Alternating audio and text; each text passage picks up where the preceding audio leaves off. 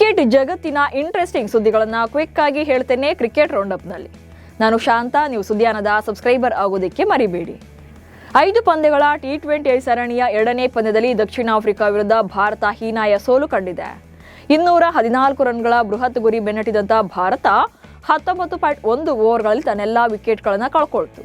167ಕ್ಕೆ all out ಆಗೋ ಮೂಲಕ 51 ರನ್ಗಳ ಅಂತರದ ಹೀನಾಯ ಸೋಲು ಕಂಡಿದೆ. ಈ ಗೆಲುವಿನೊಂದಿಗೆ ದಕ್ಷಿಣ ಆಫ್ರಿಕಾ ಸರಣಿಯಲ್ಲಿ ಸಮಬಲ ಸಾಧಿಸಿದೆ. ದಕ್ಷಿಣ ಆಫ್ರಿಕಾ ವಿರುದ್ಧದ 2ನೇ T20 ಪಂದ್ಯದಲ್ಲಿ ಲಯ ಕಳೆದುಕೊಂಡ ಹರ್ಷದೀಪ್ ಸಿಂಗ್ ಒಂದೇ ಓವರ್ನಲ್ಲಿ ಬರೋಬ್ಬರಿ 7 ವೈಡ್ಗಳನ್ನು ಹಾಕಿದ್ರು.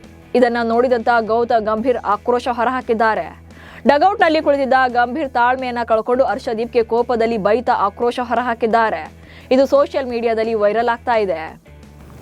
2ನೇ T20 ಪಂದ್ಯದ ಸೋಲಿಗೆ ಕಾರಣವೇನು ಅನ್ನೋದನ್ನ ನಾಯಕ ಸೂರ್ಯಕುಮಾರ್ ಯಾದವ್ ಹೇಳಿದ್ದಾರೆ.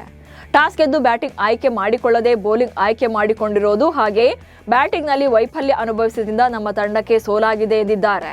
ಪ್ರಮುಖವಾಗಿ ತನ್ನೊಂದಿಗೆ ಶುಭ್ಮನ್ ಗಿಲ್ ಉತ್ತಮವಾಗಿ ಬ್ಯಾಟಿಂಗ್ ಮಾಡಬೇಕು ಇತ್ತು ಎಂದಿದ್ದಾರೆ. ಅಂತಾರಾಷ್ಟ್ರೀಯ ಕ್ರಿಕೆಟ್ ಕೌನ್ಸಿಲ್ 2026ರ ICC ಪುರುಷರ T20 ವಿಶ್ವಕಪ್ ಟೂರ್ನಿಯ ಟಿಕೆಟ್ ಮಾರಾಟವನ್ನು ಆರಂಭ ಮಾಡಿದೆ. ಕ್ರಿಕೆಟ್ ಪ್ರಿಯರನ್ನ ಗರಿಷ್ಠ ಸಂಖ್ಯೆಯಲ್ಲಿ ಆಕರ್ಷಣೆ ಮಾಡೋಕೆ ಹಾಗೆ ಚುಟುಕು ವಿಶ್ವಕಪ್ ಟೂರ್ನಿಯನ್ನ ಜಾಗತಿಕ ಮಟ್ಟದಲ್ಲಿ ಖ್ಯಾತಿಯನ್ನ ಗಳಿಸೋಕೆ ICC ಟಿಕೆಟ್ ದರವನ್ನ ಮಿತಿಗೊಳಿಸಿದೆ. ಆರಂಭಿಕ ಹಂತದ ಟಿಕೆಟ್ ಬೆಲೆಗಳು ಭಾರತದಲ್ಲಿ ₹100 ಹಾಗೆ ಶ್ರೀಲಂಕಾದಲ್ಲಿ ₹1000ಗಳಿಂದ ಪ್ರಾರಂಭವಾಗುತ್ತವೆ. ರೋಹಿತ್ ಶರ್ಮಾ ಮತ್ತು ವಿರಾಟ್ ಕೊಹ್ಲಿ ಅವರ BCCI ವಾರ್ಷಿಕ ವೇತನಕ್ಕೆ ಕತ್ತರಿ ಬೀಳುವಂತಹ ಸಾಧ್ಯತೆ ಇದೆ. T20 ಹಾಗೆ ಟೆಸ್ಟ್ಗೆ ವಿದಾಯ ಹೇಳಿ ಕೇವಲ ಏಕದಿನ ಮಾದರಿಯಲ್ಲಿ ಆಡ್ತಾ ಇರುವಂತಹ ಕಾರಣ ಅವರ ಗ್ರೇಡ್ A+ ನಿಂದ Aಗೆ ಇಳಿಯಬಹುದು. ಈಗ 7 ಕೋಟಿ ವೇತನವನ್ನ ಪಡಿತಾ ಇರುವಂತಹ ಇವರಿಗೆ A ದರ್ಜೆಗೆ ಹಿಂಬಡ್ತಿ ನೀಡಿದರೆ ಇವರ ವೇತನ ₹5 ಕೋಟಿ ಇಳಿಯಲಿದೆ. ಹಾಗೆ ₹2 ಕೋಟಿ ಕಡಿತವಾಗಲಿದೆ. ಡಿಸೆಂಬರ್ 24ರಂದು ಆರಂಭವಾಗಲಿರುವಂತಹ ವಿಜಯ್ ಹಜಾರೆ ಟ್ರೋಫಿಗಾಗಿ ದೆಹಲಿ ಮತ್ತು ಜಿಲ್ಲಾ ಕ್ರಿಕೆಟ್ ಅಸೋಸಿಯೇಷನ್ ತನ್ನ ಸಂಭಾವ್ಯ ತಂಡವನ್ನು ಪ್ರಕಟ ಮಾಡಿದೆ.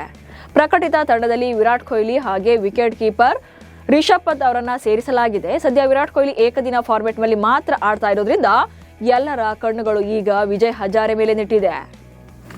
2027ರ ಏಕದಿನ ವಿಶ್ವಕಪ್ ಟೂರ್ನಿಯಲ್ಲಿ ರೋಹಿತ್ ಶರ್ಮಾ ಹಾಗೆ ವಿರಾಟ್ ಕೊಹ್ಲಿ ಅವರು ಆಡಬೇಕು ಅಂತ ಪಾಕಿಸ್ತಾನದ ಮಾಜಿ ನಾಯಕ ಶಾಹಿದ್ ಆಫ್ರಿದಿ ಆಗ್ರಹಿಸಿದ್ದಾರೆ. ಈ ಟೂರ್ನಿಯಲ್ಲಿ ಅವರು ಭಾರತ ತಂಡದ ಪರ ನಿರ್ಣಾಯಕ ಪಾತ್ರ ವಹಿಸ್ತಾ ಇದ್ದಾರೆ. ಹಾಗಾಗಿ ಅವರು ಪ್ರಮುಖ ಸರಣಿಗಳಲ್ಲಿ ಆಡಬೇಕು ಹಾಗೆ ಕೆಳ ಶ್ರೇಯಾಂಕದಲ್ಲಿರುವ ತಂಡಗಳ ವಿರುದ್ಧ ವಿಶ್ರಾಂತಿ ಪಡೆಯಬೇಕು ಎಂದಿದ್ದಾರೆ. ಬೆಂಗಳೂರು ಚಿನ್ನಸ್ವಾಮಿ ಸ್ಟೇಡಿಯಂನಲ್ಲಿ ಮತ್ತೆ ಕ್ರಿಕೆಟ್ ಪಂದ್ಯಗಳನ್ನು ನಡೆಸೋಕೆ ಸಚಿವ ಸಂಪುಟ ಒಪ್ಪಿಗೆ ನೀಡಿದೆ. ಕಾಲ್ತುಳಿತ ದುರಂತದ ಬಳಿಕ ಸ್ಟೇಡಿಯಂನಲ್ಲಿ ಪಂದ್ಯಗಳು ನಡೆದಿರಲಿಲ್ಲ.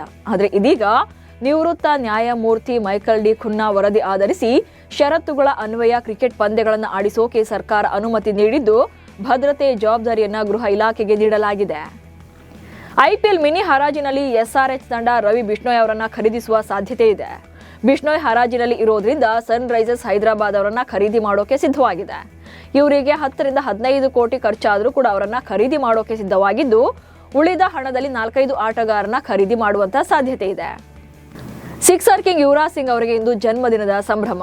ವಿಶ್ವ ಕ್ರಿಕೆಟ್ ಕಂಡ ಪ್ರಮುಖ ಆಲ್ರೌಂಡರ್ಗಳಲ್ಲಿ ಒಬ್ಬರಾಗಿರುವಂತಹ ಯುವಿ ಭಾರತಕ್ಕೆ ಹಲವು ಸ್ಮರಣೀಯ ಗೆಲುವುಗಳನ್ನು ತಂದುಕೊಟ್ಟಿದ್ದಾರೆ. ICC T20 ವಿಶ್ವಕಪ್, ಏಕದಿನ ವಿಶ್ವಕಪ್, ಚಾಂಪಿಯನ್ಸ್ ಟ್ರೋಫಿಯನ್ನ ಗೆದ್ದ ತಂಡದಲ್ಲಿದ್ದಂಥ ಏಕೈಕ ಭಾರತೀಯ ಎಂಬ ಶ್ರೇಯವನ್ನು ಹೊಂದಿರುವಂತಹ ಯುವಿ 44ನೇ ವಸಂತಕ್ಕೆ ಕಾಲಿಟ್ಟಿದ್ದಾರೆ. ಇವಿಷ್ಟು ಇವತ್ತಿನ ಕ್ರಿಕೆಟ್ ರೌಂಡಪ್ ಸುದ್ದಿಗಳು. ನಮಸ್ಕಾರ.